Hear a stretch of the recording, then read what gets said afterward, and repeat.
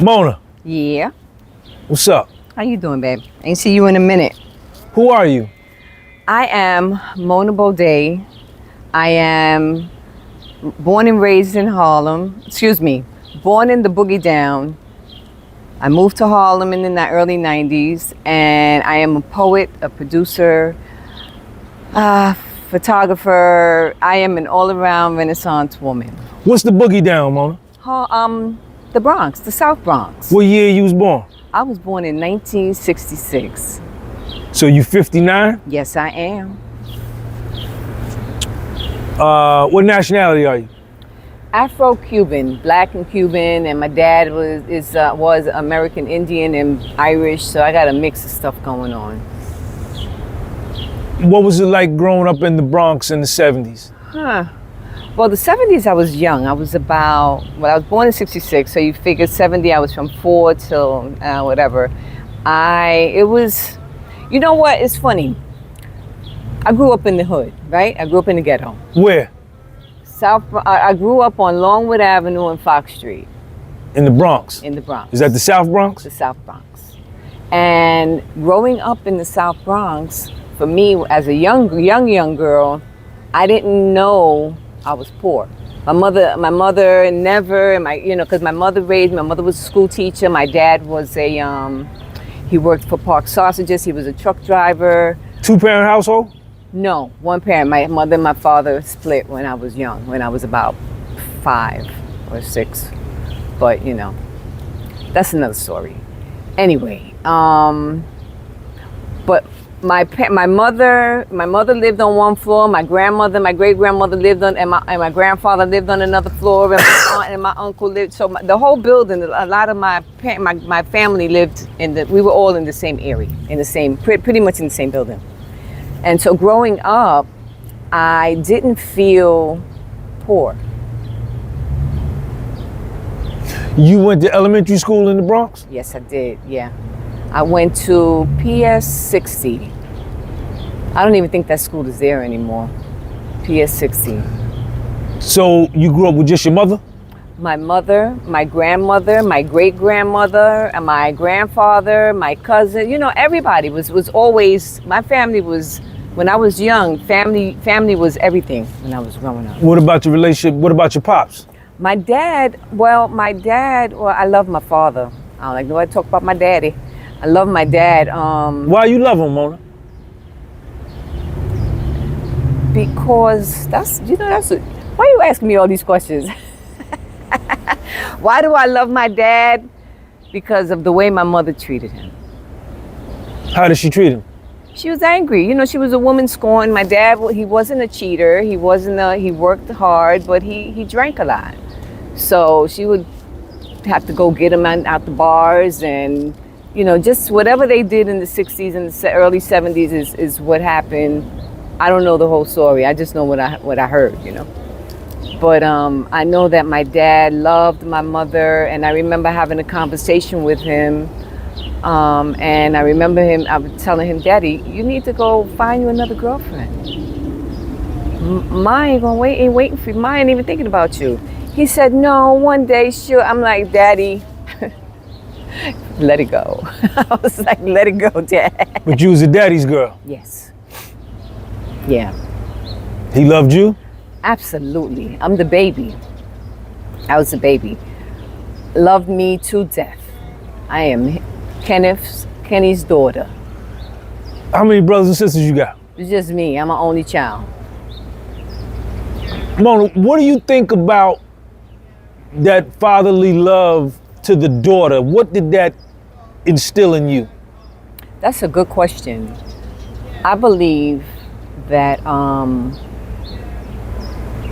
how you are raised, or how your relationship with your father as a woman will kind of dictate how you will treat or allow to be treated as an adult, if that makes sense. By men and women, or just men? I'm talking about men. Your relationship with men going forward is dependent upon your relationship with your father growing up, you saying? It used to be. At this point, I'm 60 years old. I'm not even thinking about that. But growing up, yes, you know, because daddy was like, no, you're my daughter, and you ain't gonna let nobody, I don't want nobody to treat you any kind of way other than very respectful. He was very old country boy from North Carolina, South Carolina, I'm sorry, Bluefield, West Virginia. He's from Bluefield, West Virginia. He had 16 other brothers and sisters. He grew up in the mountains. You know, he was very, you know, he was a good man. He just had problems. He was alcoholic. He suffered alcoholism. When you moved to Harlem?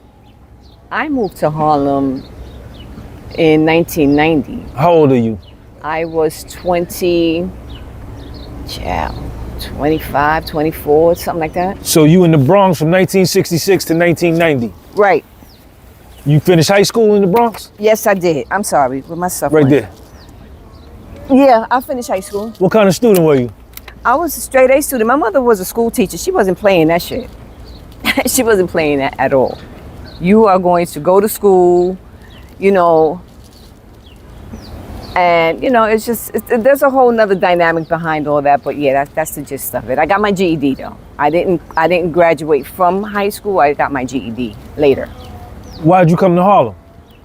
You know, this is a good story. Let me tell you something. When I was in high school, I started high school, it was 1980. I went to a school called A. Philip Randolph High School. At that time. Where's that at? I'm gonna tell you now, hold on. When I went there, they were located on 139th and Amsterdam, right? In Harlem? In Harlem, in West Harlem. And so I started school there. At that time, it was only like 8 graduating classes because it was a new school, right? And I was in there, and from the day I went to school, and I came into that neighborhood, which is like 6 blocks away from my house, I said, when I grow up, I'm gonna live in West Harlem.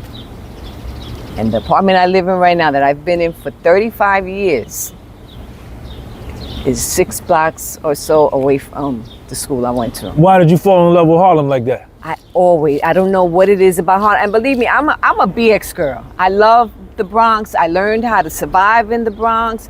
I learned how to hustle in the Bronx.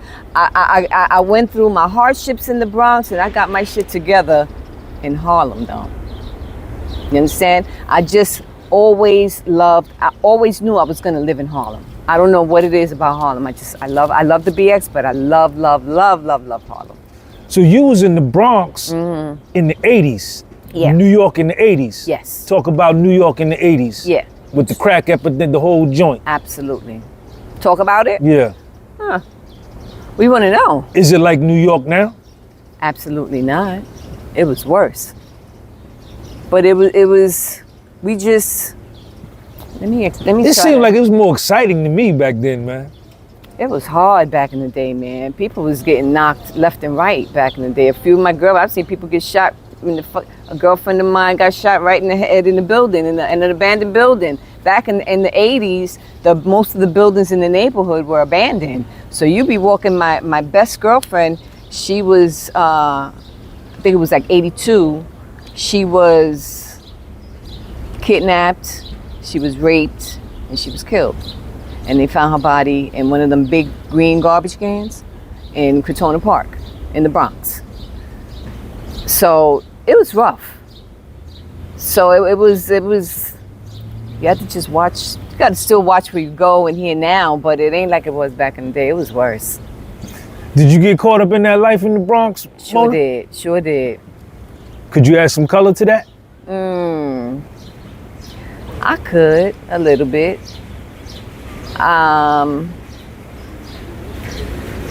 My stepsister was introduced me to this guy. It was around my birthday. I was about 18, and he was a lower level. I hate to say it like that, but he was a coke dealer. He was trying to holler. I was like, nah, nigga, you too old. At that time, I'm 18. This dude's about 45 or something like that, and I was like, nah, it's not happening. He's like, all right, well, how about I teach you everything I know about what I do and we make some money. I was like, okay, let's get it. So I moved to Co-op City in the Bronx. And With him? yes. He had a 2-bedroom spot on the 5th floor in this building in Co-op City. And yeah, we was making money, but we wasn't doing it properly. When I think about it now, in retrospect, very sloppy, very sloppy. My body, the guy that he used to, like, he was like the bodyguard, but he was just like the guy that, because he was a boxer and he fought karate and stuff. So he was always around just that kind of like watch us, follow, help us out. His name was George, and he was murdered in that apartment, and the apartment got robbed a few times. By this point, I had left because I was, him and my business partner had got into a beef. And I was like, nah, I forgot what the beef was about, but I remember saying, nah, I'm not doing that. I'm out of here, bro. I need to go home. I was sniffing so much cocaine, man. I became paranoid. I had that paranoid psychosis from sniffing. I mean, it's there. You can sniff it anytime you want. And as much as I wanted to say fucking no, man, I'm telling you, as much as I was like, man, I don't want to do this no more. As soon as they pass the bill, I got to do it. You know the saying. Either saying yes when you really want to say no. And that was me. Back in that day, yeah. And it lasted a few years. And it didn't last. It lasted about maybe a year or 2 years. And then I left. And by that time, things was rough for me then for a little while. In your early 20s? Mm-hmm. Yeah, my early 20s. It was kind of rough. So you spent a few more years in the Bronx and then you come over to Harlem. Right. What happens when you get to Harlem in 1990? Get that apartment, and I'm like, shit, I got to this is good. I like this shit. And at this point, I had let me back up a little bit. So I had my daughter, right, in 87. Started doing all this other stuff, right? So like 87, so I started, 84 is when I met old boy. We started doing what we was doing. It was never nothing sexual ever. It was just strictly business. And 87, I had my daughter, and I'm still, but at this point, I'm fucked up. I'm fucked up. And what I mean by I'm fucked up, I was strung out on cocaine, right? And so I went into a program. I didn't stay because I don't like this bullshit. This shit is bullshit. This shit is whack. And I just went to where people go that don't want to go to a program. I don't want to announce, because anonymity. And so I started doing that. And by that time, I got the dates confused. You gotta excuse me. My dates are. You gonna edit all this? Are you gonna edit this? No, hell no. We ain't editing. You know how we getting down. Okay, so I had my daughter in 87. You go to the program, you leave, you ain't with it, you come out. I'm still messed up. Still messed up. My daughter, I got pregnant with my son, right? And at this point, I'm homeless because my mother said, no, I'm taking your daughter, get your shit together, and then you come get your child. You're not gonna put her through all of that. Fine. And this is the first time I'm sharing this shit live, and nobody knows this part of my life. Nobody knows this part of my life, only people we know. And so I went into a shelter for pregnant women, and in Manhattan? Yeah, on 50th Street. Midtown. So Midtown. On Midtown. And got this apartment, and I've been here ever since. Okay, your son is born. My son is born. Do you get clean at this point? I'm already clean at this point. Yeah, I'm already clean at this point. Why did you get clean? Why did you decide to get clean? I never liked getting high to begin with. Do you understand? I did it for friendship. I did it for acceptance. I did it because everybody else is doing it. I don't want to look like the square. You know what I mean? So I'm just gonna do what everybody else is doing. Not really liking it. Not liking this shit, really liking this shit at all, man. I didn't even like to drink. I didn't grow up like that. That's not how I grew up. You know? Your son is born, you Right. get clean, you living in Harlem, Right. and what's going on now in your life? You get your apartment, Right. you're in your mid to late 20s. Right. What's happening now? Work. Gotta work. Got a job. I was working for New York Hospital. Then I got another job. I had 2 jobs. I was working New York Hospital and I was working in a detox rehab for people trying to get clean. And then I started working for, dates, don't ask me dates because I don't remember. And then I started working for transit. And I did that until I didn't retire. I quit. I resigned in 1996 when my son died. I'm sorry, 2016 when my son died. My son was murdered in 2016 in Atlantic City. He was murdered in Atlantic City? Mm-hmm. Can we talk about that? Sure, we can. I remember your son. Mm-hmm. How did he end up from Harlem to Atlantic City? Okay, well,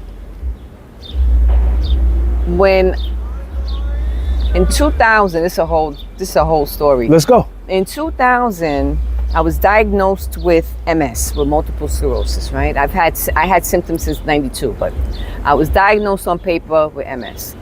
Doctor said, hey, whatever's going on in your life is stressing you out, get rid of it, right? So at the time I was dealing with this dude and it was the worst. And so I cut him loose and my son, they were looking at private schools for my son because my son had this hyperactivity thing and it was just a lot. I put him in private school and he enjoyed going to private school, which in turn gave me some kind of relief, right?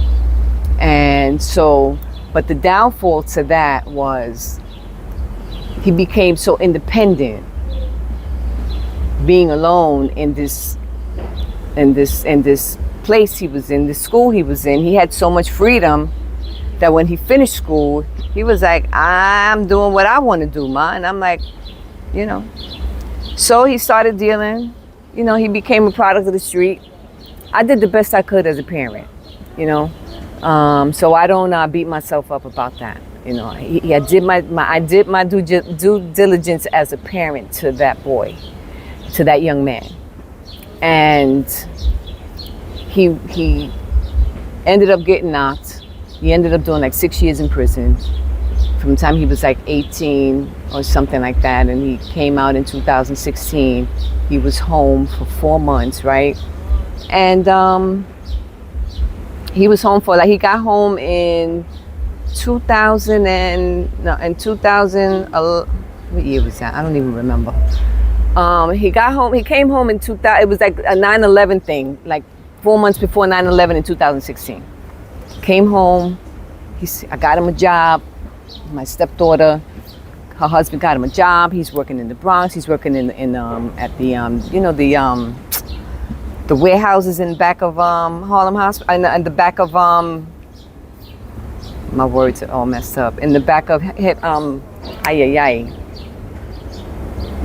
Hunts Point.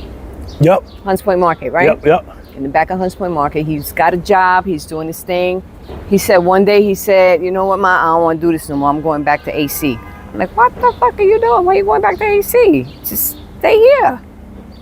He said, nah, this girl think that I have a kid with her. I need to go find out what's going on with that. And I'm like, okay, just call me, let me know. You know, at this point, he's a grown man. I can't tell him what and what not to do at this point. How old is he at this point? He was 24. And yeah, he went out there and he came back. And then one day he said, Umi, I'm going back to AC. I'll be back tomorrow. He called me that night. We stayed on the phone for about an hour. We're talking and joking. I didn't hear nothing back from him. Let me share this. That night, the night before my son passed away, we were on the phone.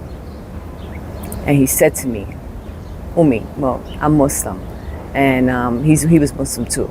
So, and Umi is mother in Arabic, right? So he said to me, Umi, I just want to tell you, I want to thank you for being such a great parent. I want to thank you for doing the best you could. I'm so grateful that you my mother, right? And then he said, I am so sorry if I gave you any trouble or any hardship. I'm so sorry, but I do love you, Ma. I love you so much. He said, you're the best. We had the greatest conversation the night before he passed, right? So I'm talking and then he started telling me jokes and we're laughing and we're joking. And I said, all right, Papi, look, go to bed. I'll holler at you tomorrow. I'll call you in the morning, or you call me when you wake up and you come home. Just come home. He said, all right, I'm going to come home tomorrow. And that was it. How'd he pass? He was shot in the head, set him up. It was a setup. Yeah.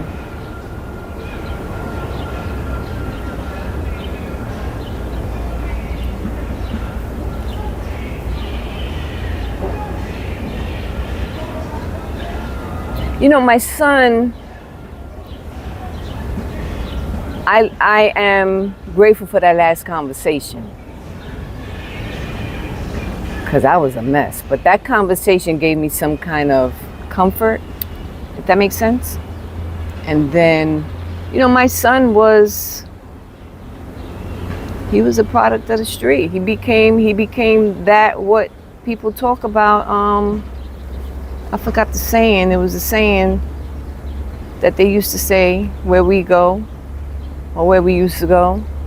I forgot the saying. I can't think of the saying right now. But he became that person. And, you know, he lived his life the way he wanted to live his life. I did the best I could as a parent. And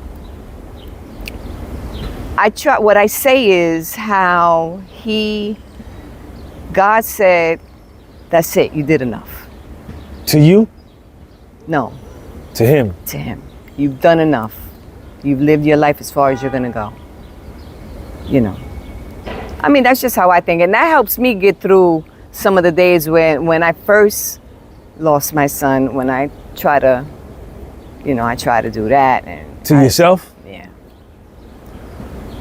Yeah, it was rough. That was rough. That was matter of fact, this is 2025. 9 years ago. They caught the guy like 2 months after. He's still in jail. He got 20 years. He should have got life, but, you know, he won't hurt nobody's son for a little while, you know?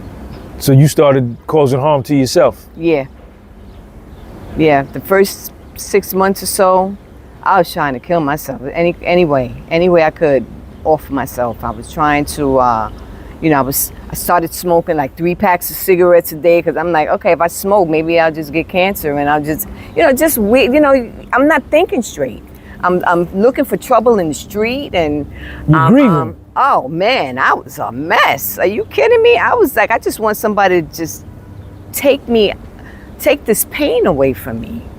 It was bad, you know. And it wasn't until I went into therapy. Like my neighbor, she one day I was walking. This is like around that time when he had just passed away, and she had came up to me. She said, Mona, you know, I go to therapy right on 145th Street, and the therapists there are really nice, you know. Maybe you could. And I'm looking at her like, bitch, you need to mind your business, right? But I ain't say that because of the way she came at me. Because there have been a couple of people prior, you know, you need to do this, you need to mind your motherfucking business. You lost a child? No? Shut the fuck up. You know. So, it's the way she came at me. So I'm like, you know, I really wasn't paying any attention. And then finally, one day I was like, look, I need to do something. Because if not, I'm going to die. I'm really going to succeed this time. And what'd you do? I went to and registered for therapy, mental health therapy. Did it help? I'm still in therapy today. It's been 9 years and I'm still in therapy. Speak to my doctor every 2 weeks. It used to be every week, but now it's every 2 weeks. You didn't pick up the drug? Not at all. Not at all. It ain't gonna change nothing. There's a lot of things going on that I'm not gonna share on here, but there was a lot of stuff that was going through my head. I'm going to Jersey. I don't know. And one of my good friends, he said to me, he's like, stop for a minute. Just stop for a second. I need you to just chill for a moment. What the fuck do you mean I need to chill for a minute? Did you lose it? He's like, Mona, please, just chill. This is a good friend of mine. He's down with the Nation of Islam. And he was telling me, look, just chill. So I'm trying to calm down, and and I don't know. I went into therapy, and like for the first 6 months or so, I would go every week, and we would talk, and I'd cry, and most of the time, and the doctor would say, well, how do you feel? And I'm like, this shit don't work. He says, why it don't work? I said, because this is for white folks. This ain't for me. I ain't white. This ain't for me. Black people don't go to therapy. We just do what we got to do. This shit ain't helping. And I did that to my doctor for 6 months. And then one day, we had a conversation, and we're talking. He's doing his therapy thing. And he said to me, so how do you feel? I said, I don't know, Doc. I don't feel like I did yesterday. He said, well, that's a step in the right place.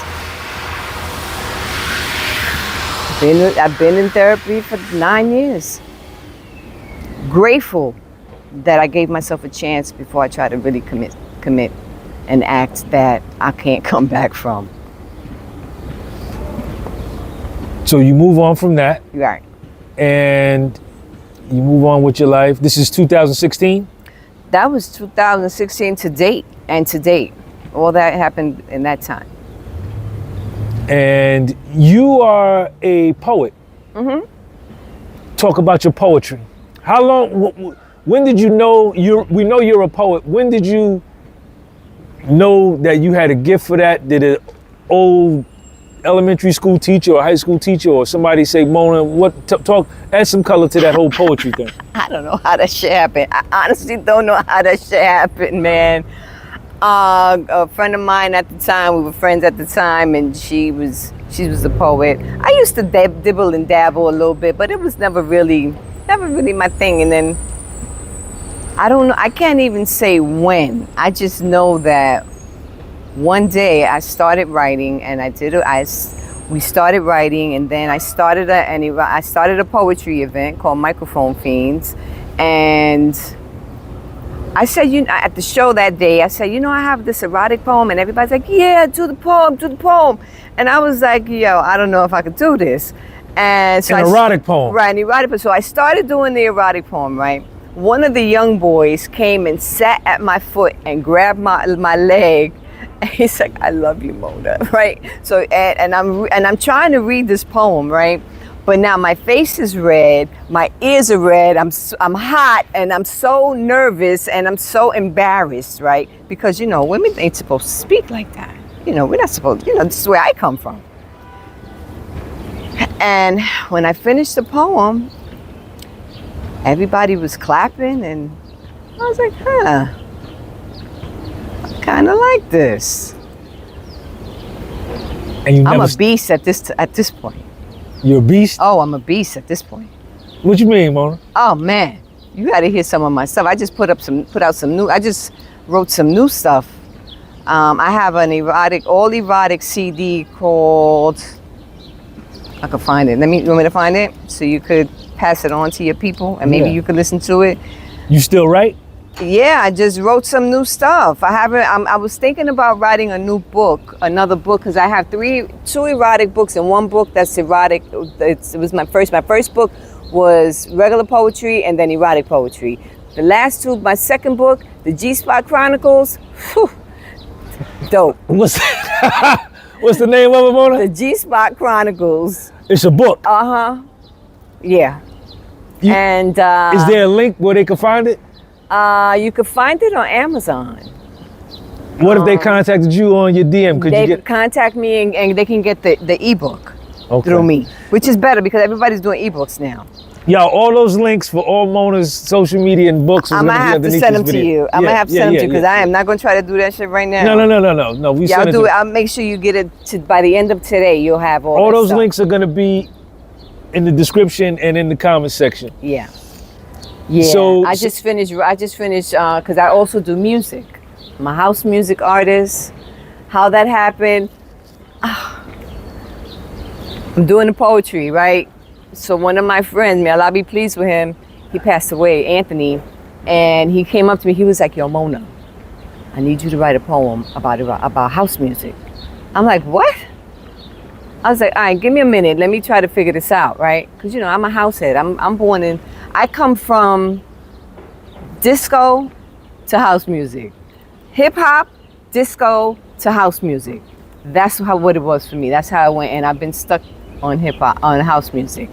Every now and then I go back to hip hop because hip hop is always going to be my love because that's what I learned first when I was in the Bronx. Yeah, and the house music, but I did, so he told me, yeah, I need you to do this. I wrote something, he came, he recorded it, and that track's still making money. The name of the track is called My First Love. If you Google Mona Bode, MONABODE, all my stuff will come up. If you Google My First Love, Mona Bode, my very first house music track that was in 2010. Yeah. So Mona, you're artistic. Yeah, I didn't realize You're how an artist. I'm an Aquarius. So what does that mean? Aquarius are very eclectic. We're very weird. They call us weirdos and stuff, and I don't care. Call me a weirdo if you want. I do a lot. Poetry. I do engineering as far as music. I am a photographer. I do erotic photography also. I am a writer. I just finished writing my first novel, which is loosely based on this chick I know in the Bronx.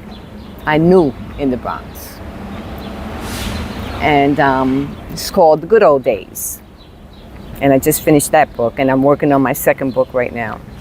Everybody go support Mona's books, man. Mona, Yeah. you just said that Aquarius people, they say y'all are weird. Weirdos, But we're then you weirdos. said, right after that, you said, but I don't care though. So what that indicates is that you have a high self-esteem and a high self-confidence, and you have a high self-acceptance. I grew that as I got older.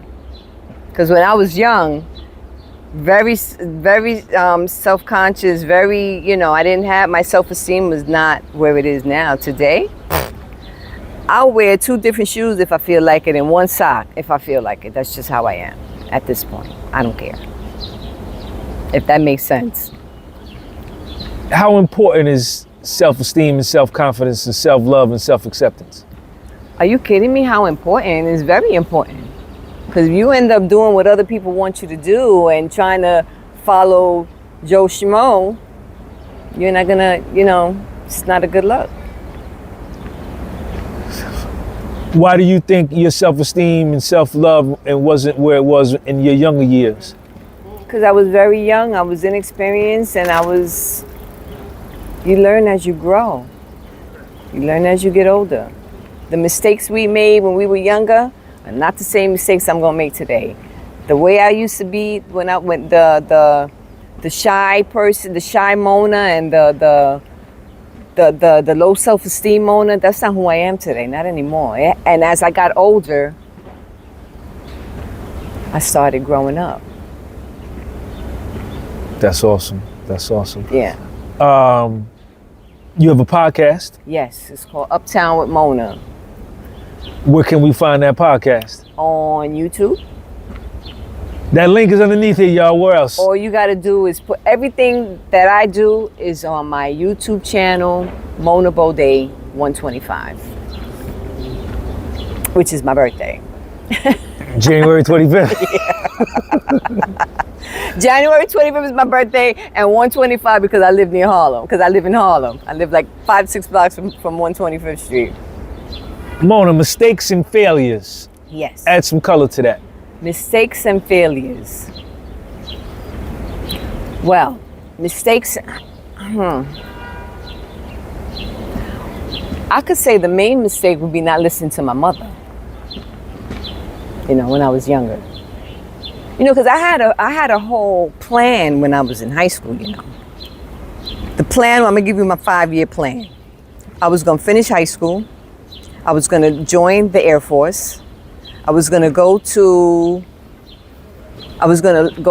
learn how to do airplane mechanics while in the Air Force, and in interim of that, go to college because I wanted to be a doctor. I wanted to be an obstetrician. And that was my plan. What happened to that plan? I met a boy. That's the end of that story. Met a boy. Kind of threw my whole shit off. You were smart in school, Mona, because to get into the Air Force. Very. I was smart. Very smart. I'm still smart. I'm still smart most of the time. Now at this point, I'm like, man, I don't even want to think right now. I don't be thinking. What about when people make mistakes and failures in their lives and they quit and give up? I would say, get your shit together. Fuck that bullshit. I have to tell myself that. I used to have to tell myself that, Mona, get your shit together, bro. I tell all my friends, I have a few homegirls that be going through this and that. I'm like, nigga, get your shit together. Get it together.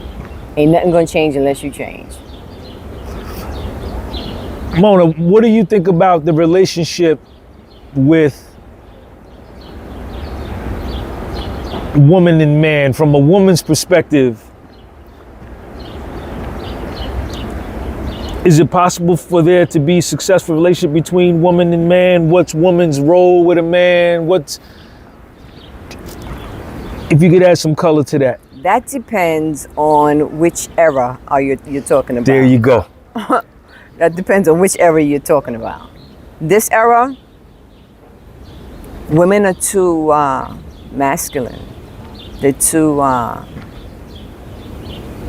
It sounded like when I was growing up. See, I'm just to say, because I can't, you know, my words be all over the place.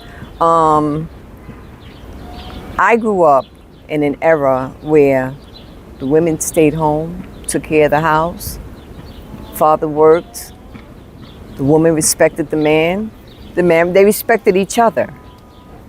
It was, I can't even explain it. It was just a whole different feeling, a whole different dynamic. Now, these women today, you tell them something, they're ready to fight you. Women today have no discipline.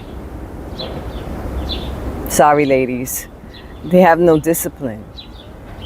And a lot of that also is the times. Times have changed. You understand? Times have changed. When we were growing up, we had our aunts, we had our grandparents, we had our mothers, we had our fathers, we had our neighbors. It was a whole different dynamic. Now, it's every man for himself. Ain't nobody trying to help anybody. There's nobody's trying to give anybody any type of advice. Everybody's minding their business with their head down in their phone.